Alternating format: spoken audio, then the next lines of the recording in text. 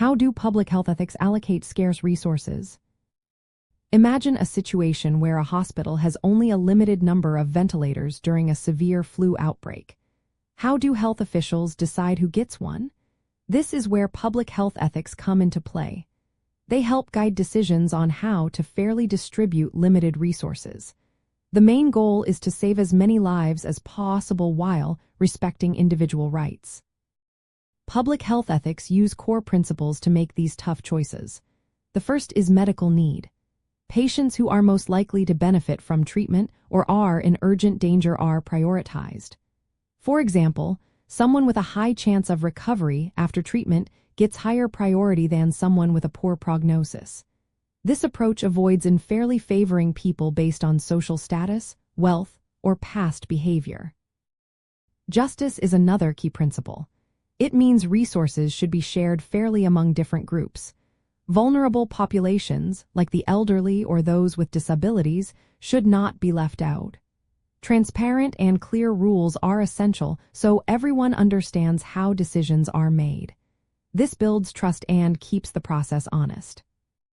Sometimes, maximizing overall benefit is the best way to use scarce resources. For example, giving a smaller dose of a vaccine to more people can prevent more illnesses overall. This strategy is called utility. It helps reduce total harm at the population level, even if it means some individuals get less than they might want. Health officials also look at data and risk factors to decide who needs treatment most. For example, if certain groups are more likely to be hospitalized, they might be prioritized for vaccines or treatments.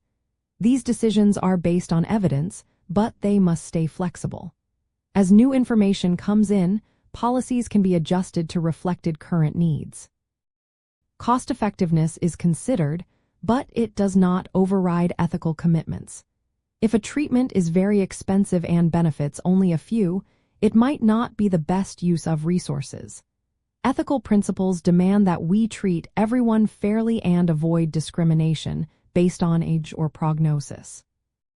In practice, policies for resource allocation are based on medical need, fairness, transparency, and respect for individual rights. These principles guide decisions during health emergencies like vaccine distribution or critical care bed allocation. They help ensure that limited resources are used in ways that uphold fairness and save as many lives as possible.